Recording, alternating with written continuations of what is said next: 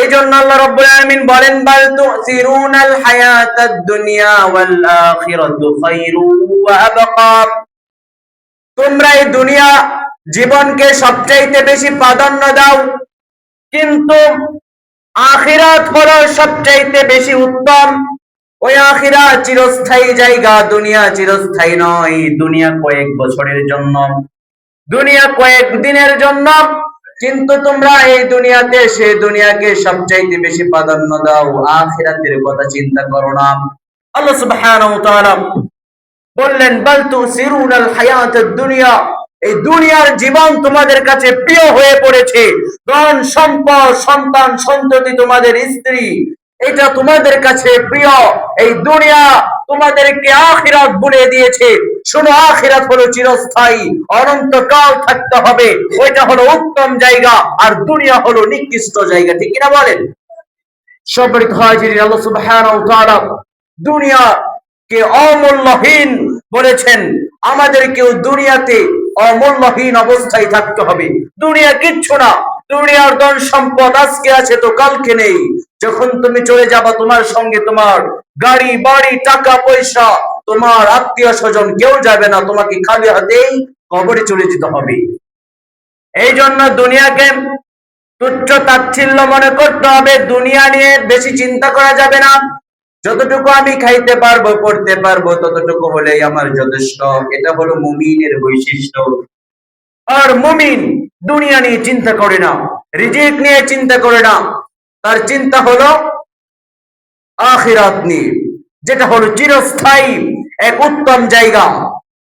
এই জন্য বিশ্বনবী বলেছেন, আদ-দুনিয়া সিজনুল মুমিন, দুনিয়া হলো মুমিনের জন্য জেলখানা, ওয়া জান্নাতু কাফির, আর জান্নাতের জন্য হলো জান্নাত।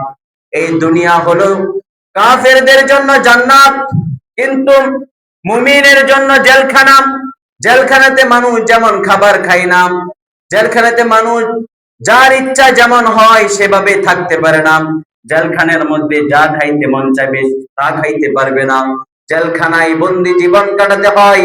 আকাশ দেখতে পারে না, বাতাস দেখতে পারে না, নিজের ইচ্ছা পূরণ হয় না। ঠিক তেমনি ভাবে মুমিনও দুনিয়াতে নিজের ইচ্ছা পূরণ করে না, আখিরাতের চিন্তা করে।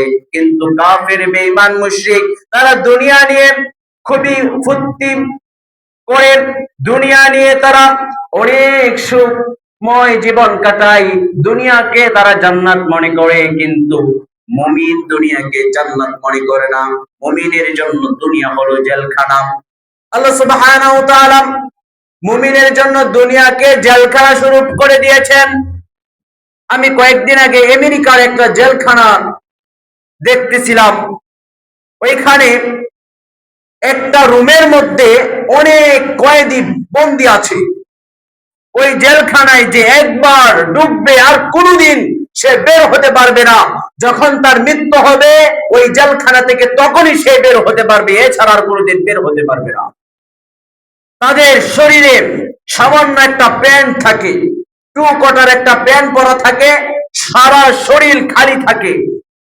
বছরের পর বছর কোনোদিন তাদের খাবারের রুটিন পাল্টে না।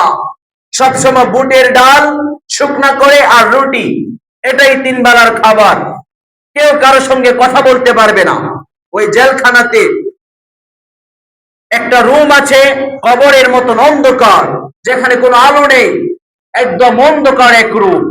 কেউ যদি কারোর সঙ্গে কথা বলে, তাহলে তাকে 1 সপ্তাহের জন্য ওই রুমে বন্দি করা হয়। এত কঠিন জেলখানা, এমন জেলখানা যেটা দেখলে একজন মানুষ কান্না করে দিবে, এ কেমন শাস্তি দিচ্ছে। আর ওখানে কিন্তু আল্লাহর ওলিরা নেই। আমেরিকার সবচাইতে খুন খারাপ যারা সবচাইতে বেশি করে, যারা মানুষকে মাছির মতন, মশার মতন মেরে ফেলতে পারে, যাদের কাছে মানুষ মারা কোনো ব্যাপার নয়, ওই সমস্ত শয়তানগুলো ওই জেলখানায় বন্দী আছে। একজন কয়েদিকে জিজ্ঞাসা করা হলো যে পুরো পৃথিবীর মধ্যে আজ পর্যন্ত সবচাইতে বড় আসামি, ওর চাইতে বড় আসামি কেউ নেই। আমরা যেমন মশা মেরে ফেলি, আমাদের মনে কোনো মায়া দয়া কাজ করে না, ঠিক কিনা বলেন? ঠিক তেমনি ভাবে ওই লোকটা মানুষ মারতো, ওর দিলে মায়া দয়া কোনো কাজ করতো না। সে এত মানুষ মেরেছে, ও নিজে জানে না কত মানুষ মেরেছে। এত খুন খারাপ করেছে, ওইটার কোনো হিসাব নেই, এত মানুষ সে মেরেছে। প্রত্যেক দিন কাউকে না কাউকে সে মারত, একদম মেরে ফেলতো। আর সে ওই জেলখানায় বন্দি, আকাশ দেখতে পারে না। ওই জেলখানার নিয়ম হলো সপ্তাহে একদিন তারা আকাশ দেখতে পারবে, তাও খোলা আকাশ দেখতে পারবে না। তাদের এমন ছাদ করা আছে ওই রুমের মধ্যে, যে ছাদের মধ্য দিয়ে সামান্য ছিদ্র আছে, ওই ছিদ্র দিয়ে আকাশ দেখতে হবে। ওখানে যে একবার প্রবেশ করবে আর কোনোদিন বের হতে পারবে। ঠিক তেমনি ভাবে ওই জেলখানা 3 বেলা খাবার খেয়ে বেঁচে আছে যেমন, মুমিনের জন্য এই দুনিয়া হলো তেমন। মুমিন চিন্তা করে না কি খাবো কি পরবো, বিলাসিতা জীবন মুমিন কাটাতে ভালোবাসে না। এই জন্যই তো বিশ্বনবী বলেছেন আদ-দুনিয়া সিজনুল মুমিন, মুমিনের জন্য দুনিয়া জেলখানা, ও জান্নাতু কাফির, আর কাফের বেঈমানের জন্য দুনিয়াটাই জান্নাত। সম্মানিত হাজিরিন, দুনিয়ার মধ্যে 2টা নিয়ামত মানুষ পেয়ে সে সবকিছু ভুলে গিয়েছে।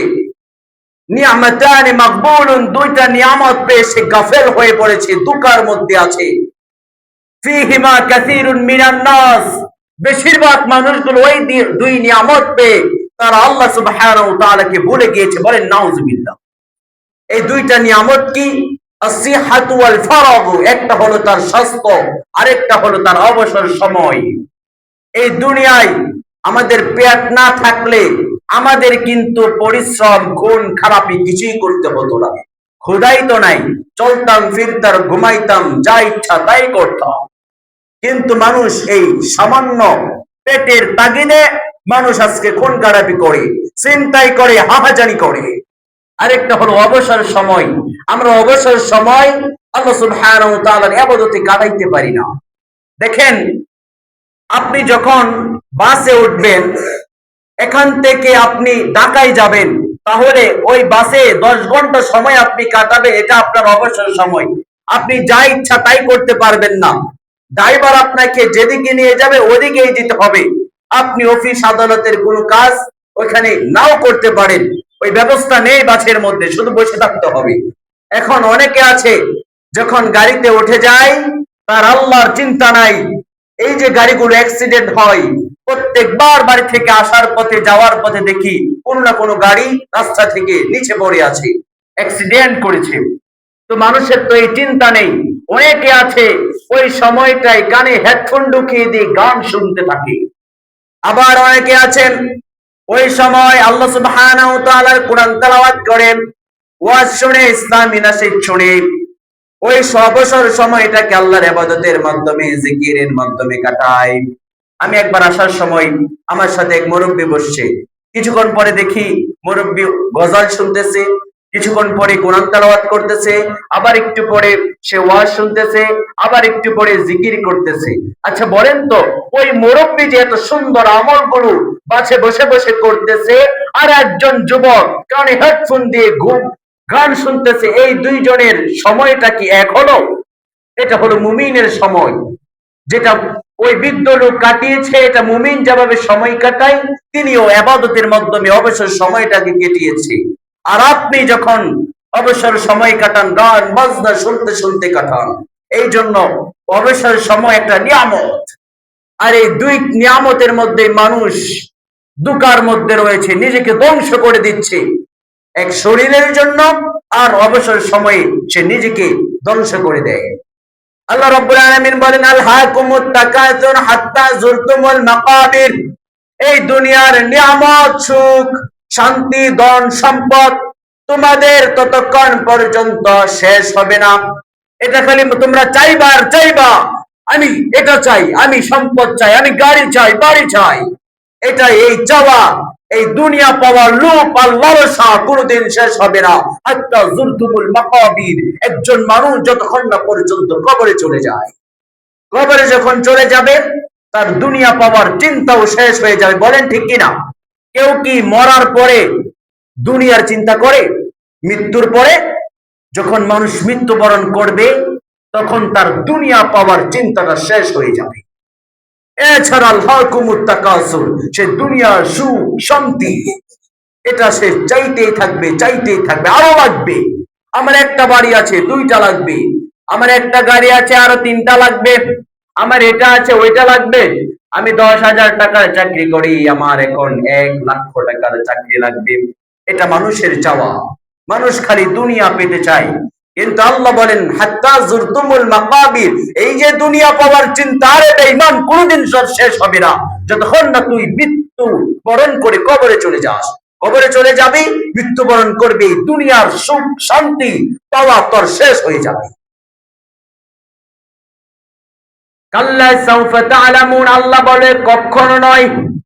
এই যে দুনিয়া পাওয়ার চিন্তা, এটা কোনোদিন তোর শেষ হবে না। কাল্লা সাউফা তা'লামুন, শীঘ্রই তুমি জানবা।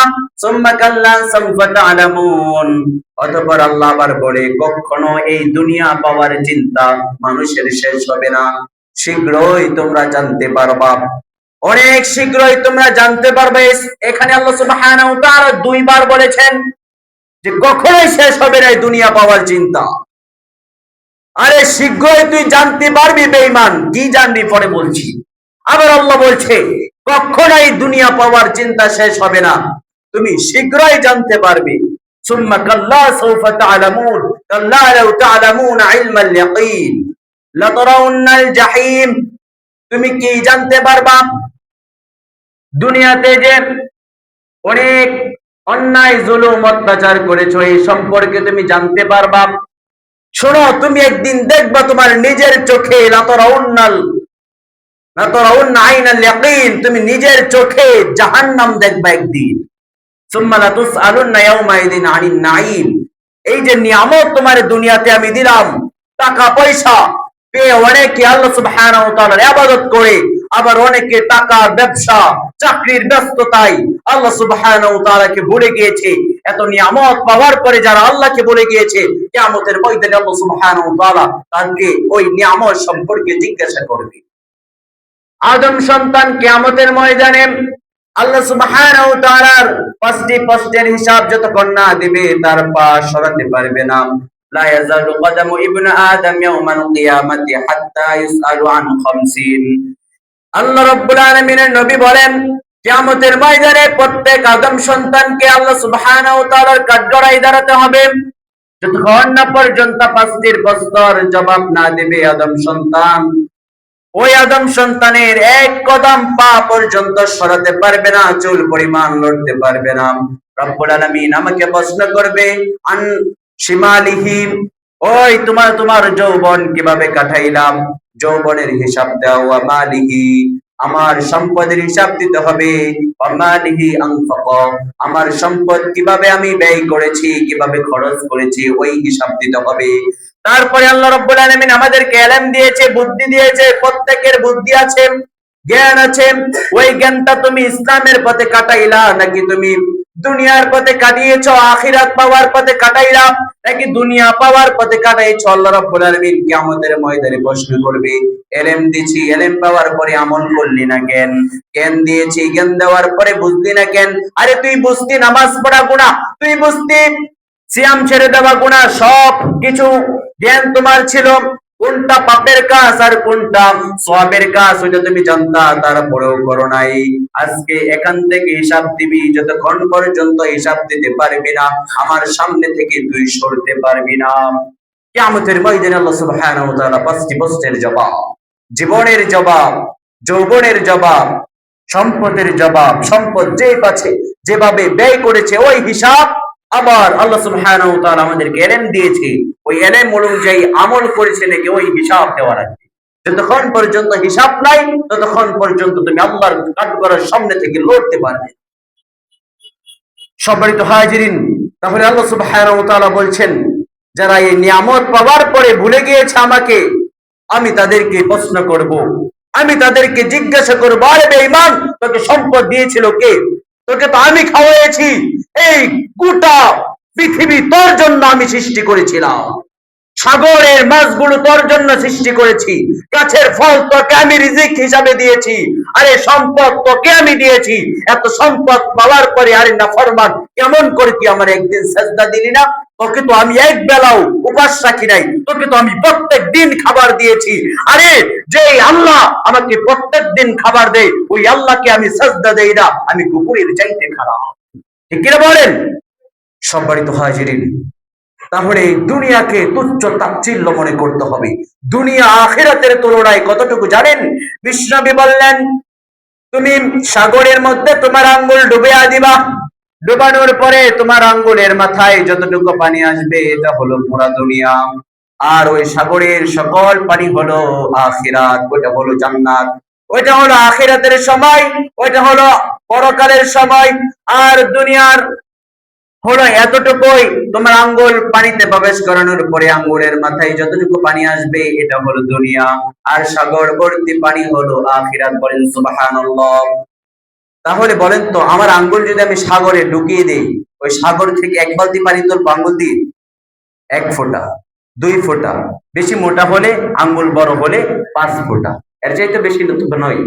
তাহলে বাংলাদেশে আমাদের সাগর আছে, বঙ্গোপসাগর, তারপরে আটলান্টিক মহাসাগর, তারপরে আরেকটা সাগরের নাম আমি বলে গিয়েছি, প্রশান্ত মহাসাগর, পৃথিবীর সবচাইতে বড় সাগর। ওই সাগরের গভীরতা এত বেশি, যেখানে সবচাইতে বেশি গভীর ওইটা হলো 36 কিলোমিটার। সুবহানাল্লাহ বলবেন না? আল্লাহ সুবহানাহু ওয়া তাআলা এত গভীর হিসাবে ওই সাগর সৃষ্টি করেছে। আচ্ছা, সাগরে কি এক বালতি পানি থাকে? এক টাঙ্কি পানি থাকে? সাগরে কত পানি আছে? আল্লাহ সুবহানাহু ওয়া তাআলা ওই সাগরের পাহাড়, ঝর্ণার পানি, নদীর পানি সব হলো ওইটা আখিরাতের নিয়ামত। ওই যত পানি আছে ওই পানির পরিমাণ হলো আখিরাত। আর আমি সাগরে আঙ্গুল ঢুকিয়ে যে পানি আমার আঙ্গুলে নিয়ে আসবো ওইটা হলো দুনিয়ার সুখ, শান্তি, ভালোবাসা। এই দুনিয়ার সম্পদ, টাকা পয়সা সব হলো ওই 1 ফোঁটা পানির পরিমাণ। তাহলে সেই দুনিয়াকে আমরা বলে গিয়ে আখিরাত, দুনিয়াকে আমরা বেশি ব্যস্ততা রেখে দুনিয়া পাওয়ার আশায় সেই আখিরাতকে আমরা ভুলে গিয়েছি। সম্মানিত হাজিরিন, আল্লাহ সুবহানাহু ওয়া তাআলা নবী তিনি বলছেন যে শোনো, দুনিয়া তোমাদের কাছে কতটা বেশি জঘন্য এটা বুঝাইতে গিয়ে তিনি বলছেন যে, সাহাবী বলছেন, আমরা একদিন বিশ্বনবীর সাথে একটা পথ অতিক্রম করছিলাম, হঠাৎ ওই পথের পাশে একটা কান কাটা মৃত ছাগল পড়া ছিল। তখন বিশ্বনবী বলতেছে, ওই সাহাবীরা শোনো, এই যে ছাগলটা এখানে পড়ে আছে, 1 দিরহামে ছাগল কে কিনবা? সাহাবীরা বলে, ও আল্লাহর নবী, আমরা এত বোকা নয়, আমরা বেকুব নয়, আমরা 1 দিরহাম কেন, আধা দিরহাম দিয়েও মাংনা দিলে ওই মৃত ছাগল আমরা কিনবো না। এবার বিশ্বনবী বলছেন, শোনো, তোমাদের কাছে ওই মৃত ছাগলটা যতটা বেশি নিকৃষ্ট আল্লাহ রাব্বুল আলামিনের কাছে এই পৃথিবীটা তার চাইতে বেশি নিকৃষ্ট। আল্লাহর কাছে কোনো দাম নাই পৃথিবী। টাকা পয়সা দেখবে না আল্লাহ সুবহানাহু ওয়া তাআলা, সেদিন তোমার আমল দেখবে, তোমার চেহারার দিকে তাকাইবে না, তোমার সম্পদের দিকে তাকাইবে না, তোমার অন্তরের দিকে তাকাইবে, তোমার আমল সেদিন আল্লাহ সুবহানাহু ওয়া তাআলা দেখবে। ইন্নামা আমওয়ালুকুম ওয়া আওলাদুকুম ফিতনা, দুনিয়ার সম্পদ, স্ত্রী, যা কিছু আছে সব হলো আল্লাহর পক্ষ থেকে পরীক্ষা। এটা ফিতনা, এটা ফিতনা। দুনিয়ার সম্পদগুলো এটা মানুষের জন্য পরীক্ষা। পরীক্ষা স্বরূপ আল্লাহ সুবহানাহু ওয়া তাআলা এই দুনিয়ার সম্পদ দিয়েছে। আল্লাহ বলেন, ইয়া আইয়ুহাল্লাযীনা আমানু লা তুলহিকুম আমওয়ালুকুম ওয়া আওলাদুকুম আন যিকরিল্লাহ ওয়া মান ইয়াফআল যালিকা ফাউলাইকা হুমুল খাসিরুন। শোনো, এই দুনিয়ার সম্পদ পাওয়ার পরে, দুনিয়া পাওয়ার পরে, দুনিয়ার সন্তান সন্ততি পাওয়ার পরে যদি তোমরা আল্লাহর জিকির থেকে ভুলে যাও, আল্লাহকে যদি ভুলে যাও, তাহলে মনে রাখবা তুমি হবে ক্ষতিগ্রস্তদের অন্তর্ভুক্ত। তুমি দুনিয়াও হারাইবা, আখিরাতও হারাইবা।